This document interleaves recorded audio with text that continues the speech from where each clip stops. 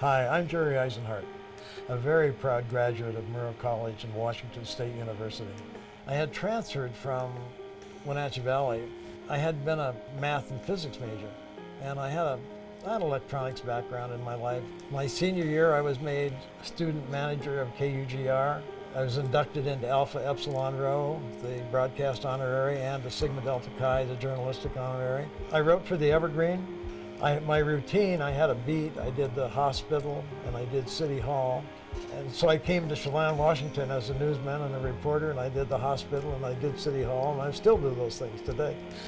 After I graduated from WSU through absolutely a wonderful gift of another WSU graduate, his name was Bob Concy, who was an announcer at KGMI in Bellingham and worked at International Good Music in their syndicated music program. Bob had gone down to the Murrow Symposium that year, and I had picked him up at the airport. I had a technical interest, so I was asking him about what he did and his equipment.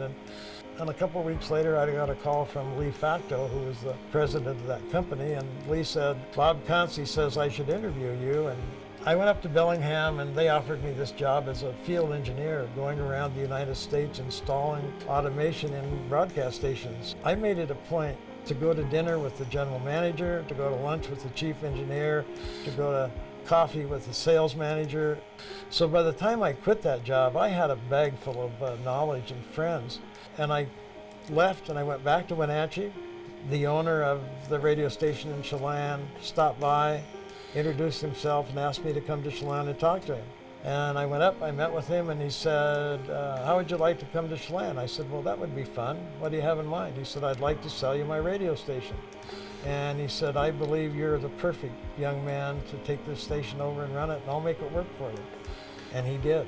And I never missed a payment. I think real journalists and real people that are really committed to communications, though, are there not for the money, but for the passion of the mission, which is the mission is to be good communicators of information, facts, truth, and let's get this story told. One thing that's really obvious to me is that Washington State has historically produced some award-winning people. I would say if you're asking about donors, badly needed, of course, but the proof is in the pudding. I mean, look at the products and look at the graduates. WSU has an incredible history. Go Cougs.